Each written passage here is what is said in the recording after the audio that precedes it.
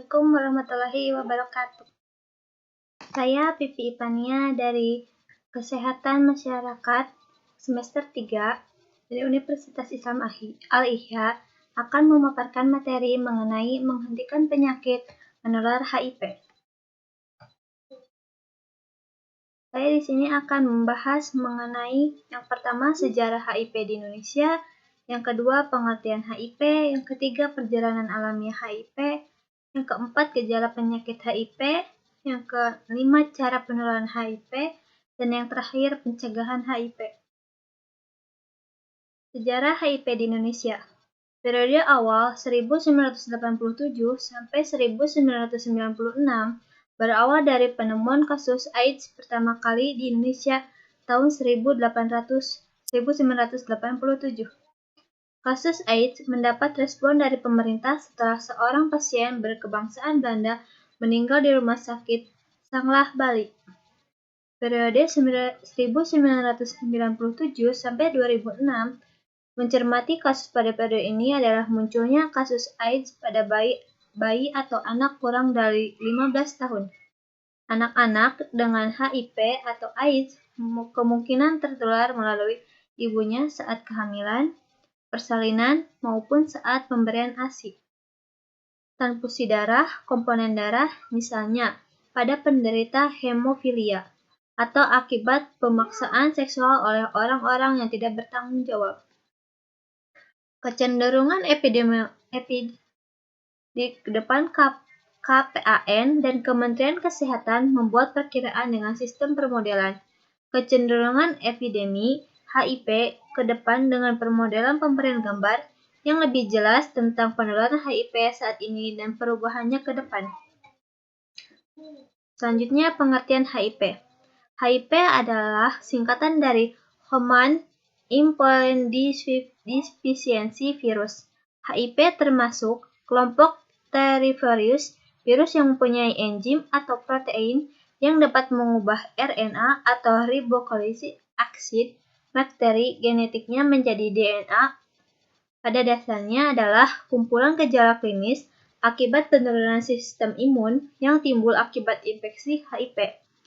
HIV menyebabkan penyakit terutama dengan merusak sistem kekebalan tubuh. Virus ini dapat menginfeksi sel-sel manusia, tetapi target penting adalah immunosit atau CD4, juga dikenal sebagai sel CD4. Sel T membantu atau sel pembantu. Sel D4 adalah salah satu tipe sel darah putih yang bertanggung jawab untuk mengendalikan atau mencegah infeksi oleh banyak virus yang lain. Jamur, bakteri, dan parasit juga beberapa fungsi kanker. Selanjutnya ada perjalanan ilmiah HIV atau AIDS pada manusia. Perjalanan alamiah infeksi HIV terdiri 3 fase. Yang pertama, fase pertama atau fase jendela atau window period. Fase di mana tubuh sudah terinfeksi HIV, namun pada pemeriksaan antibodi di dalam darah masih belum ditemukan anti-HIV.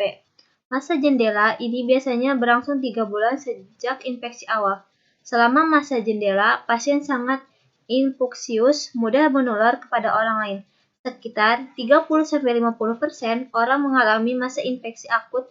Pada masa infeksius ini dapat dengan gejala yang pertama, demam, pembesaran kelenjar getah bening, keringat malam, ruam kulit, sakit kepala, batuk, dan merkuri.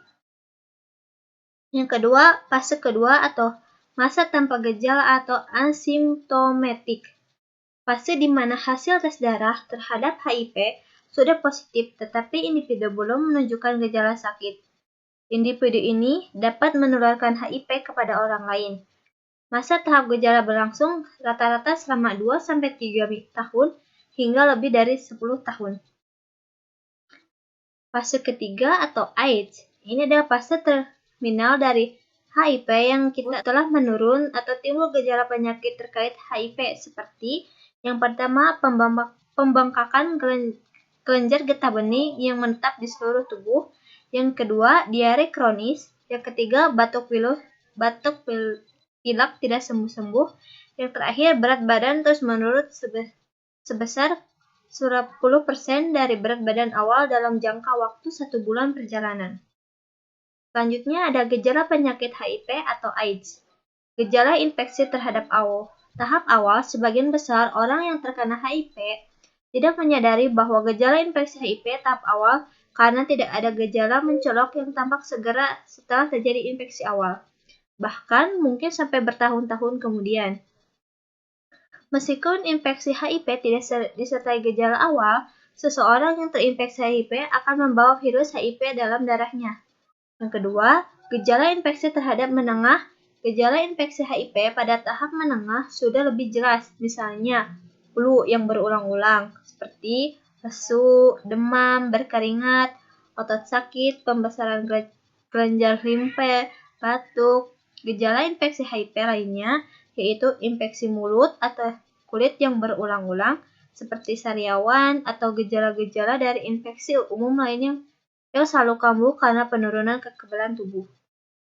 Yang ketiga, gejala infeksi tahap akhir. Gejala infeksi HIV tahap akhir disebut dengan gejala AIDS, yaitu berat badan menurun dengan cepat, diare kronis, batuk, sesak napas atau infeksi paru-paru, tuberkulosis yang telah meluas, bintik-bintik atau bisul berwarna merah muda atau ungu, seperti kanker kulit yang disebut sarkoma Kaposi atau pusing-pusing, bingung, infeksi otak. Selanjutnya ada penularan HIV. Pencegahan HIV dilakukan dengan menggunakan konsep ABCD, yaitu A untuk abstinence, artinya absen seks ataupun tidak melakukan hubungan seks bagi yang belum menikah. Yang B atau be faithful, artinya bersikap saling setia kepada satu pasangan. Seks tidak berganti-ganti pasangan. Yang ketiga ada C atau kondom, artinya cegah penularan HIV melalui hubungan seksual dengan menggunakan kondom. Yang ketiga drug no, artinya dilarang menggunakan narkoba. Yang terakhir ada E atau equipment, artinya pakai alat-alat yang bersih, steril, sekali pakai, tidak berganti-ganti, di antaranya ukur dengan sebagainya. I dapat juga memberikan edukasi, pemberian informasi yang benar. Selanjutnya ada pencegahan HIV. HIV menular melalui yang pertama, cairan genital. Cairan genital atau sperma lendir vagina memiliki jumlah virus yang tinggi dan cukup banyak untuk kemungkinan penularan. Oleh karenanya, hubungan seksual yang berisiko dapat menularkan HIV. Yang kedua, darah. Penularan melalui darah dapat menjadi melalui transfusi darah atau produksinya seperti plasma atau tuberkulosis. Pada perilaku menyuntik yang tidak aman dan menggunakan nakja suntik atau penasun atau IDU dari ibu ke bayinya. Hal ini terjadi selama dalam kandungan melalui plasenta yang terinfeksi, melalui cairan genital saat persalinan dan saat menyusui melalui pemberian ASI. Selanjutnya ada pencegahan dibedakan berdasarkan kelompok-kelompok sasaran sebagai berikut. Yang pertama, kelompok tertular atau infected people.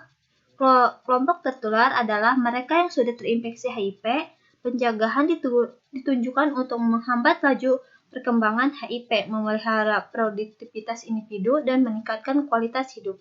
Yang kedua, kelompok beresiko tertular atau rawan tertular atau high risk people. Kelompok beresiko tertular adalah mereka yang berperilaku sedemikian rupa sehingga sangat beresiko untuk tertular HIV.